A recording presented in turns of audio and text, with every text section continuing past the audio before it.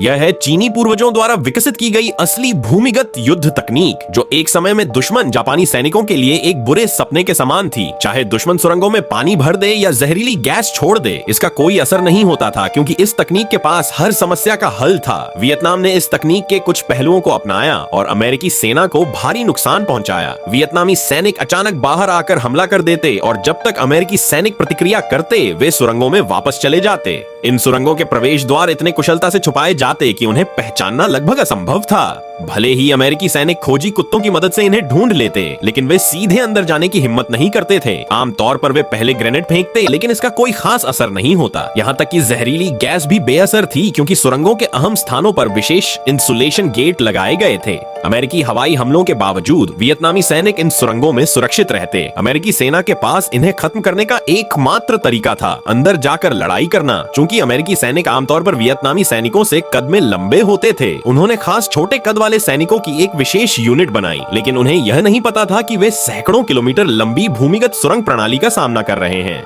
ये संकरी सुरंगें मध्यम हथियार ले जाने की अनुमति नहीं देती, सिर्फ छोटे हथियार जैसे पिस्तौल, और यह हमेशा अनिश्चित रहता था कि अगले मोड़ पर कोई वियतनामी सैनिक मिलेगा या नहीं। वियतनामी सुरंगों में कई खतरनाक जाल लगाए जाते थे, जिससे जरा सी लापरवाही भी जानलेवा साबित हो सकती थी। इन सुरंगों में जहरीले बिच्छू, सांप और अन्य खतरनाक जाल होते थे। इन जालों का सामना करना अमेरिकी सैनिकों के लिए बेहद मुश्किल था। यहाँ तक कि वे सुरंगों के भीतर लगाई गई छोटी छोटी चीजों से भी घायल हो सकते थे, जैसे लकड़ी के बने कांटे, जो सैनिकों के जूतों को भी बेकार कर देते थे। कुछ जाल इतने घातक होते थे कि उनकी मृत्यु दर 99% तक होती थी। इसलिए इन भूमिगत सुरंगों में वियतनाम की लड़ाई ने अमेरिकी सेना को बड़ी चुनौतियां दी, जिससे यह युद्ध अमेरिकी सैनिकों के लिए सबसे खतरनाक साबित हुआ।